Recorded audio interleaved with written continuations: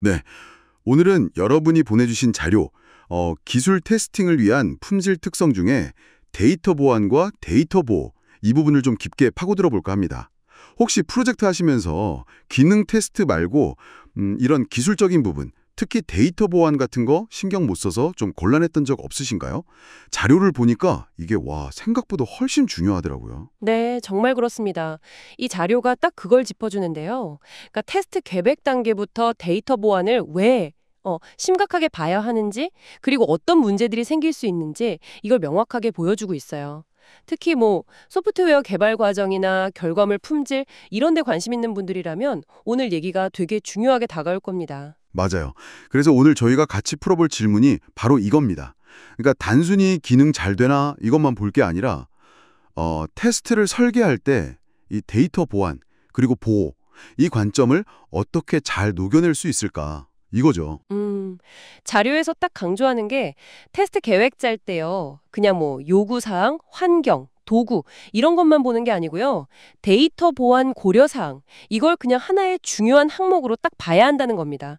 그러니까 테스트 관리자가 미리 관련된 위험 같은 거 있잖아요.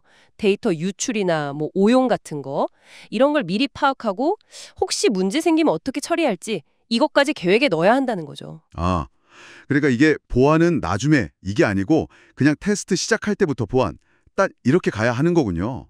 근데 구체적으로 어떤 어려움들이 좀 생길 수 있을까요? 자료에서는 크게 두 가지를 얘기하는데요. 첫 번째는 시스템 자체에 있는 보안 기능 있잖아요. 예를 들면 데이터 암호화 같은 거.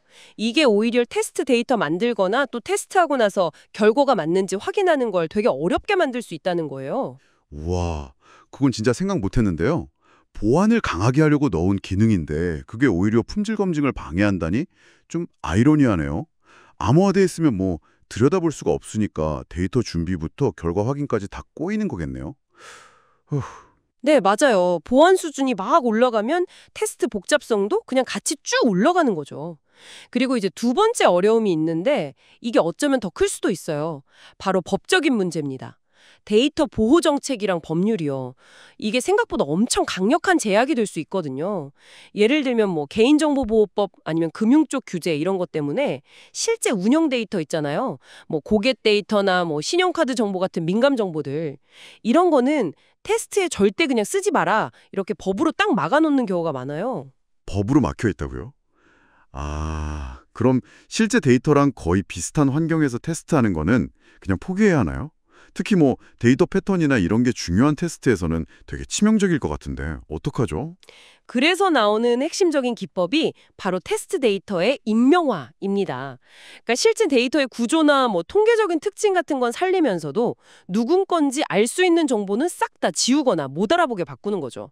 근데 여기서 중요한 게 이 자료에서도 엄청 강조하는데 이 익명화라는 게 그냥 이름 지우고 주소 가리고 이런 수준이 아니라는 거예요. 아, 익명화. 말은 쉬워 보이는데 그게 아닌가 보네요. 네, 데이터들이 막 서로 연결되어 있잖아요. 그 관계는 유지하면서 개인 식별 정보만 완벽하게 쏙 빼내는 거. 이게 기술적으로 상당히 정교하고 복잡한 문제입니다. 예를 들어서 어떤 특정 질병 가진 환자 데이터, 이걸 익명화한다고 해도요, 그 희귀 질병 정보랑 다른 정보, 나이나 사는 지역 같은 거, 이걸 조합하면, 누군지 딱 알아챌 수도 있거든요. 그래서 자료에서는 익명화를 그냥 준비 작업 이렇게 보는 게 아니라 테스트 구현 단계의 아주 중요한 일부로 봐야 한다. 그래서 사전에 철저하게 계획하고 또 검증까지 해야 한다. 이렇게 강조하고 있어요. 뭐랄까 즉흥적으로 에이 그냥 대충 하자 이게 절대 아니라는 거죠. 아, 그렇군요. 오늘 이야기 쭉 들어보니까 데이터 보안이랑 보호는 시스템 다 만들고 나서 운영할 때만 신경 쓸 문제가 전혀 아니네요.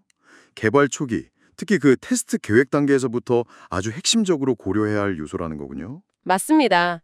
시스템 자체에 암호화 같은 기술적인 장벽도 있고 또 개인정보보호법 같은 법적인 제약 때문에 테스트 데이터 구하고 쓰는 게 진짜 어려울 수 있어요. 이걸 풀려면 데이터 익명화가 꼭 필요한데 이게 또 워낙 복잡하니까 미리 철저하게 계획하고 검증해야 한다는 점 이걸 꼭 기억하셔야 합니다. 네. 이 내용을 통해서 여러분도 아마 소프트웨어 개발이나 테스트를 볼 때 그냥 눈에 보이는 기능, 그거 너머에 숨어있는 복잡성들, 특히 데이터를 안전하게 다루면서 품질을 검증하는 과정이 이렇게 중요하구나. 이걸 좀 더 깊이 느끼셨을 것 같아요. 마지막으로 한 가지 좀 생각해 볼 만한 질문을 던져드리고 싶습니다.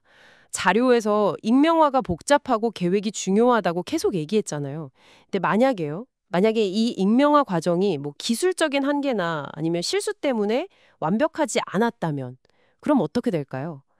테스트 환경에서 쓰는 그 데이터, 그러니까 좀 불완전하게 익명화된 그 데이터 자체가 혹시 또 다른 예상치 못한 보안 사고의 시작점이 될 가능성은 없을까요? 이 질문에 대해서 한번 스스로 답을 찾아보시는 것도 꽤 의미 있는 고민이 될 것 같습니다.